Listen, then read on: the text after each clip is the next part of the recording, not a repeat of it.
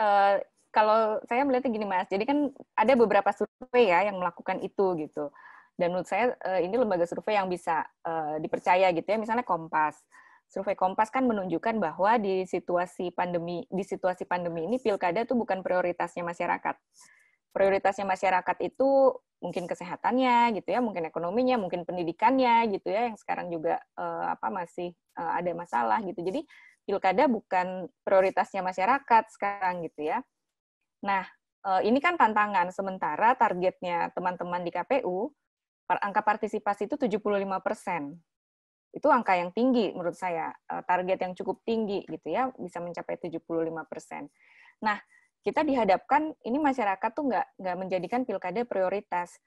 Nah, apa yang bisa dilakukan gitu ya, apalagi misalnya di daerah-daerah yang bercalon tunggal misalnya. Ada 25 daerah yang nanti calonnya cuma satu. Jangan sampai masyarakatnya sudah tidak memprioritaskan pilkada gitu ya, terus melihat calonnya cuma satu, ya semakin apatis gitu masyarakat. Masyarakat itu sebetulnya butuh diyakinkan, Mas. Diyakinkan bahwa pilkada ini sehat gitu ya, bahwa mereka nanti tidak akan tertular kalau berpartisipasi dalam pilkada. Nah, hal-hal itu sebetulnya yang yang nggak bisa, dan kita kan nggak bisa menyalahkan masyarakat juga ya, karena setiap hari juga kita kan disajikan data, ini angkanya terus naik gitu, angka COVID-nya terus naik. Tadi Mas Adit sebutkan kita belum punya mitigasinya nih, penyelenggaraan pemilu di TPS, walaupun sudah simulasi memang sudah dilakukan ya, 3 kali juga kalau saya nggak salah. Tapi kan juga ada catatan, ternyata waktu simulasi kemarin di Indramayu misalnya, yang tadinya simulasi itu diharapkan ada protokol kesehatan, ternyata orang berkerumun semua di sana. Ibu-ibu bawa anaknya gitu misalnya gitu ya, bawa anak-anak yang di bawah umur. Ramai sekali proses simulasi itu, bahkan ketika simulasi di kantor KPU itu menyebabkan kemudian ada beberapa yang terdampak COVID-19 misalnya.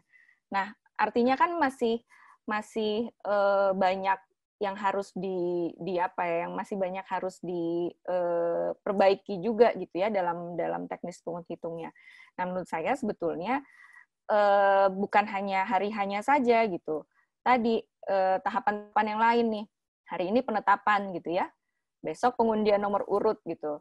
Nah, itu akan seperti apa? Kampanyenya juga akan seperti apa gitu, sehingga yang bisa membuat masyarakat teryakinkan gitu ya bahwa yang diharapkan kan nanti di TPS ada antrian gitu ya, nanti dikasih sarung tangan, diukur suhunya gitu ya, itu nggak menjadi harapan saja gitu, tapi juga betul-betul bisa tergambarkan setidaknya di simulasi-simulasi yang dilakukan oleh KPU.